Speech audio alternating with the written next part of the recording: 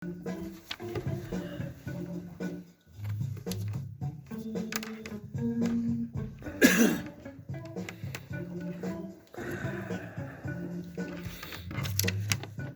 minuts passen de les 10 del matí, és dijous i l'espai del reflexionador acaba d'aterrar. Bé, qui acaba d'aterrar en realitat és el reflexionador, en Santi Requesens.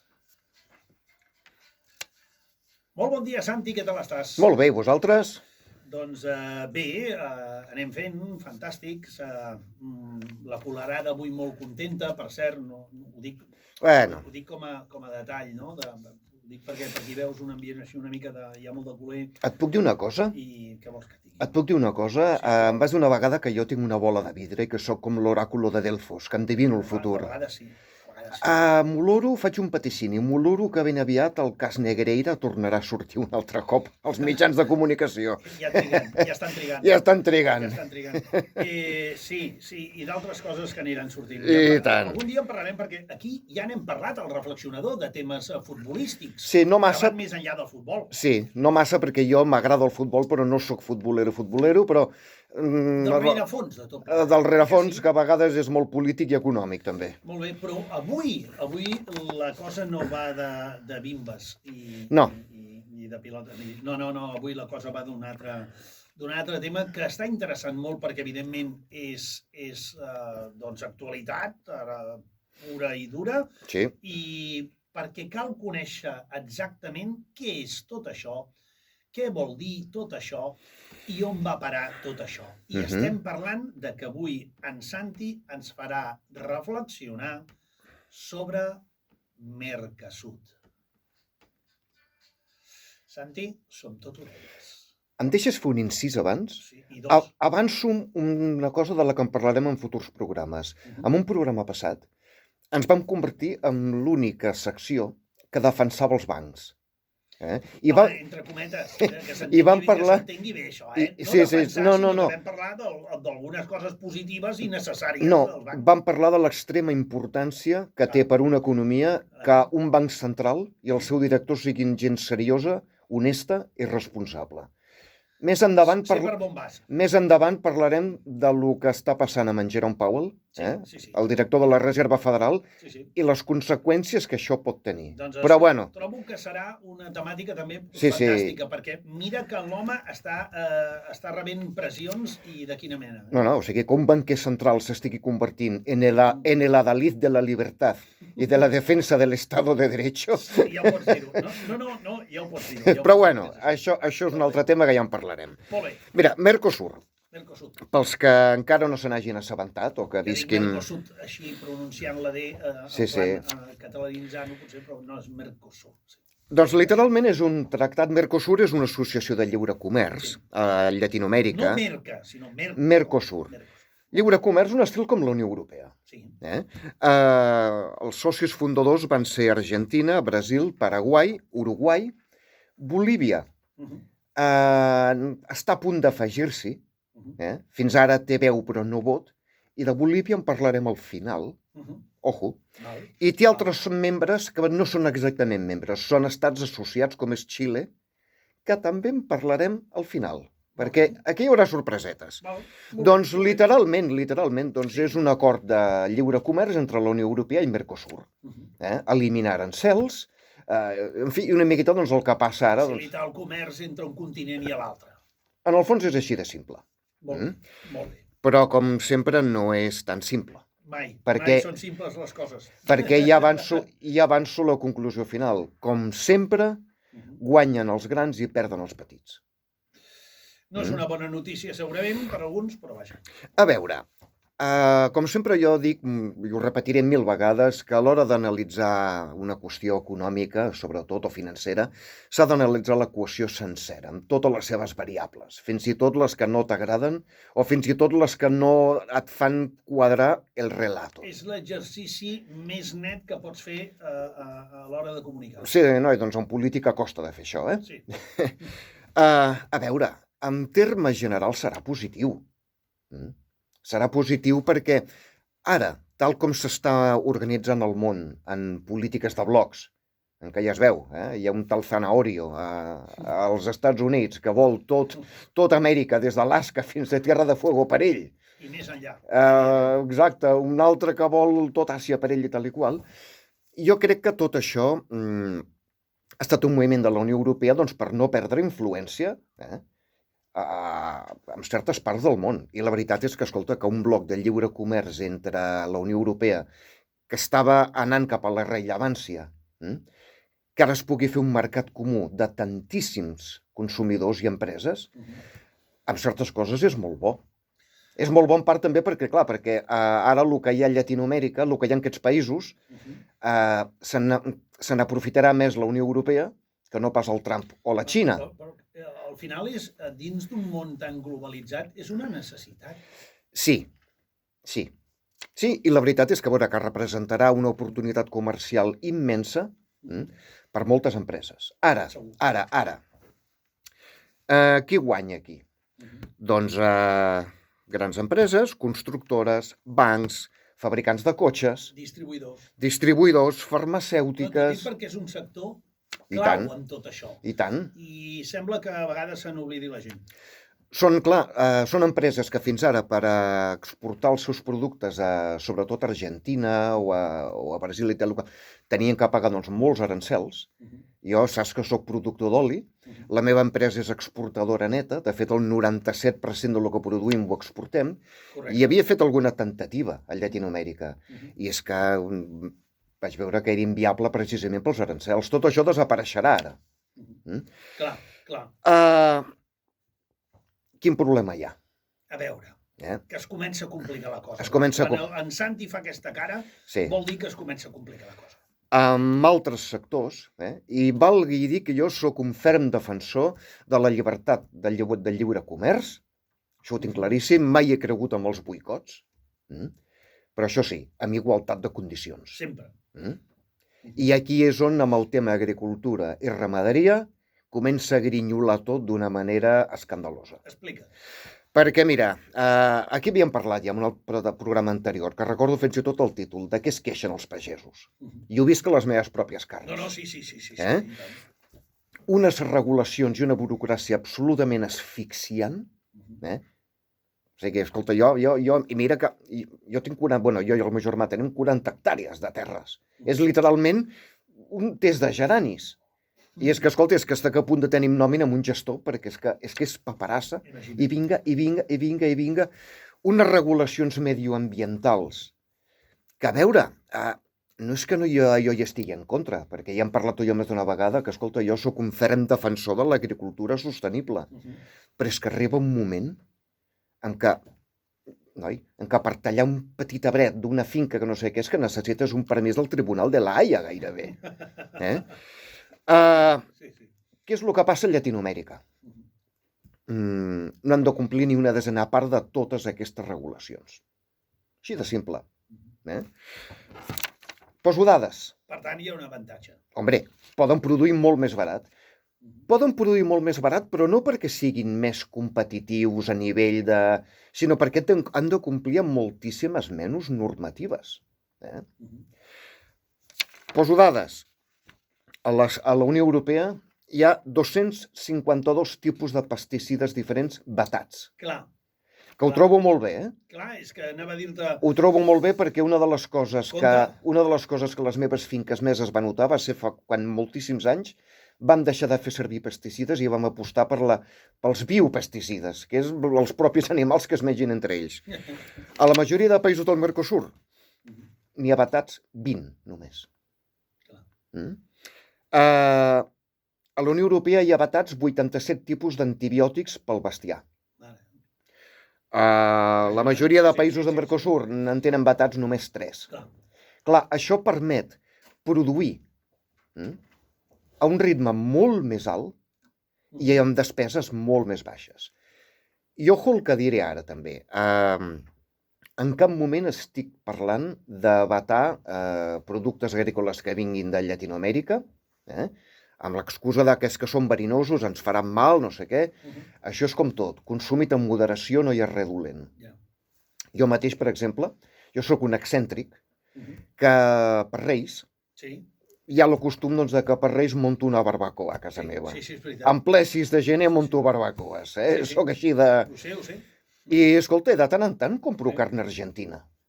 Perquè els argentins doncs, tenen uns talls específics, tracten la carn d'una certa manera, doncs de que, a veure, jo no sé si és més bona, però és diferent. Ara, no vaig a comprar carn barata. Busco qualitat, busco específicament carn ecològica i pago el preu que s'ha de pagar. Al final, si vols fer una bona xurrasquita, aquelles que diuen ells... Però fixa't, però pago el preu que tinc que pagar. No dic, ostres, és que la de Girona, la vedella de Girona em costa 20 i aquesta altra em costa 10. Doncs anem a lo barat. No, perquè lo barat té un preu. No, clar. A veure, quins països són ferms defensors d'aquest tractat Mercosur? Tampoc hi ha massa sorpreses. Els països amb una indústria, diguem-ne, amb un PIB, basat principalment en la indústria. Com pot ser Alemanya, com pot ser països Finlàndia, Suècia i... Clar, allà l'agricultura no és el que més representa el seu PIB. I per ells representa una oportunitat de negoci realment important. Quins països s'han posat totalment en contra? Evidentment, França, que ja sabem que la pagesia a França no es van punyetes. És el que anava a dir-te, precisament estàs parlant de... Quasi, perdona que ho digui, que ho expressi d'aquesta manera, quasi estàs parlant d'una classe social. D'una classe social i amb molta mala llet. Sí, no, és així. Bèlgica també s'ha posat totalment en contra. Polònia, que és un país que és una potència agrícola en moltes coses, encara que no ho sembli. Itàlia. Està mig a mig. Itàlia ha estat el desllorigador final. Perquè, clar, Itàlia al nord té un poderío industrial de primeríssim ordre. Sens dubte. No només fan pasta i pizzas aquesta gent. Itàlia és una potència industrial de primer ordre, però, clar, també té un sector agrícola i ramader tremendo. Estava mig a mig, aleshores ho han arreglat una miqueta amb, escoltar, els pagesos italians, doncs se'ls hi paga un subsidi perquè callin, i la Meloni ha acabat dient que sí. I Espanya? A veure. Espanya té un pes industrial justet, per més que ens diguin aquí que des de Madrid es creguin que som potència. Pes industrial justet i el món agropecuari espanyol és tremendo. I per què Espanya s'ha posicionat totalment a favor? Sabent les conseqüències que això tindria per la pagesia, no només catalana, sinó espanyola en general. Per què? Perquè Espanya guanya un pes geopolític importantíssim dins la Unió Europea, perquè seria com aquell que diu l'enllaç natural entre UE i Llatinoamèrica. T'entenc. Estem veient aquests dies focalitzades les protestes amb la pagesia catalana, però vaja, que és arreu del territori. Aleshores, mira, jo hi va haver una cosa que em va posar, ho vaig trobar ofensiu gairebé, amb tot això, de les protestes de... Un polític, no sé si era del Ministeri d'Agricultura o de la Conselleria, no, perquè parlava en castellà i no parlava amb un accent català. Ho vaig trobar ofensiu perquè, mira, oye, que se callen a ver si así aprenden a no tener que depender tanto de los fondos europeos. A veure, lleig no, ignorant. Ignorant perquè és que veia que era un tio que, treballa a Ministeri d'Agricultura, però és que no sap diferenciar una pala d'una aixada. Jo conec els pagesos moderns i estan molt lluny de ser el típic tio amb la boina i amb l'escuradents al... Per suposat. Són gent que ha fet un esforç tremendo, la pagesia catalana almenys, i segur que part de l'espanyola també, que ha fet un esforç tremendo per modernitzar-se, per tecnificar-se. Aquesta gent són tècnics. Jo, oficialment, encara que la gent no s'ho cregui, jo soc pagès. He assistit a molts cursos d'agricultura sostenible, tècniques medioambientals, com augmentar producció sense haver de matxacar el medi ambient. Escolta, els cursos aquests estaven plens de pagesos interessats en aquestes coses tant com jo. Aleshores... També les noves generacions. Aleshores, exacte. Que estan molt al dia de la tecnologia. Molt al dia. Aleshores, concretí des d'un despatx a Madrid els acusi d'això, quan en el fons no són prou competitius perquè la pròpia administració, la burocràcia, els matxaca amb 500.000 regulacions. Que els pagesos de Mercosur, la majoria, no han de complir. Aleshores tu et pots imaginar la frustració de jo tinc que pagar per aquí, per allà, per allà, per allà, per allà, per allà, ara aquest paper, ara allò, tasses, pam, pam, pam, pam. I que després la pròpia administració que t'ofega amb tasses, amb impostos i amb... deixi entrar a cost zero productes que no han de complir ni amb una vintena part del que has de complir tu. Jo trobo que els pagesos encara s'estan queixant poc. Déu-n'hi-do, la reflexió, millor dit que mai, Déu-n'hi-do, fas pensar en moltes coses. Però hi ha solucions. Aquí també hem parlat en programes d'economia, quina és la millor arma que té el consumidor. Torno a repetir, escolta, el consumidor no és que tot el que vingui de Llatinoamèrica vindrà ple de pesticides i ple de... perquè a Llatinoamèrica segur que hi ha productors i ramaders que fan les coses bé també, i es preocupen, però clar, a un preu més car. Quina és la millor arma que tenim per defensar els pagesos? Tornem un altre cop a lo mateix, la nostra cistella de la compra, els nostres hàbits de consum. I això ho hem repetit aquí 50 vegades i ho repetirem 50 vegades més. El que escullis a la prestatgeria del supermercat. Per exemple, l'altre dia, aquest diumenge passat, em va donar per fer una paella de verdures que em va sortir boníssima, per cert. I per decorar-la vaig estar buscant pebrot al piquillo. Si la gent es pren la molèstia de mirar la lletra petita de les etiquetes, i jo ho faig, en part també perquè, clar, amb la meva marca d'oli, fer les etiquetes és el que més mal de caps em dona per la quantitat d'informació. Per tant, ho valores. Ho valoro. Jo em llegeixo fins al codi de barres. O sigui, espàrrecs, pebrots, carxofes, els que són d'un preu tirant a baratet, amb la lletra molt petita, producto de Perú. Tot ve ja de Perú. O sigui, no és que això del Mercosur sigui alguna nou.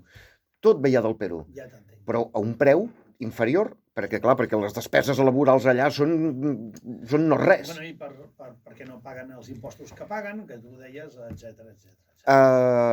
Els pebrots del piquillo vaig estar buscant pam, fins que vaig veure de sobte una marca que era no molt més cara, però era un pèl més cara. Vaig mirar al darrere, producte de Navarra, pa aquí, a la cistella. Així s'ajuda els pagesos locals. I si algun dia vols comprar pebrots del Perú, escolta, cap problema. Però producte local, producte de quilòmetre zero, que a més és molt més ecològic, perquè portar una vedella des de Girona fins a Barcelona, medioambientalment, és molt millor que portar-la des de l'Argentina. Està claríssim. Aquí no és que no hi ha dubtes. I una altra cosa també que jo sóc molt sensible.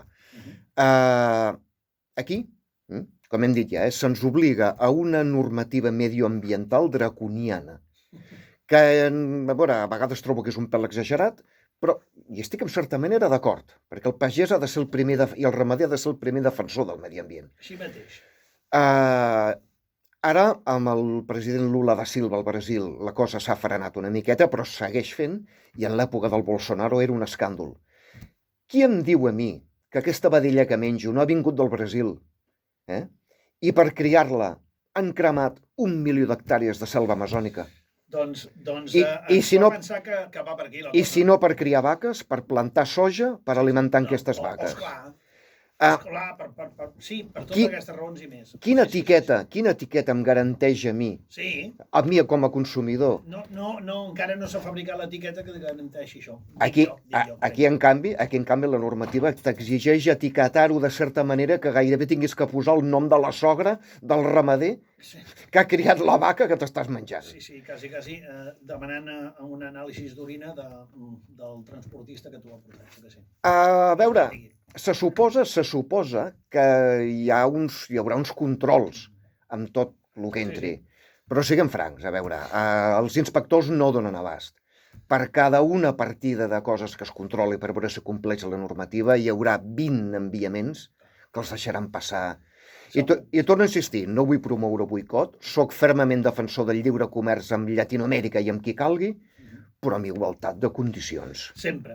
Escolta, deixa'm dir-te que aquesta lliçó que ens has donat avui, en el sentit de sí, que ens fa reflexionar, però que ens has explicat molt bé el concepte de Mercosur, que ens feia falta, que se'n sent parlar, que la gent no entenia i ni entenem encara moltes coses, però aquestes protestes, insisteixo, focalitzades sobretot aquests dies per la pagesia catalana, no?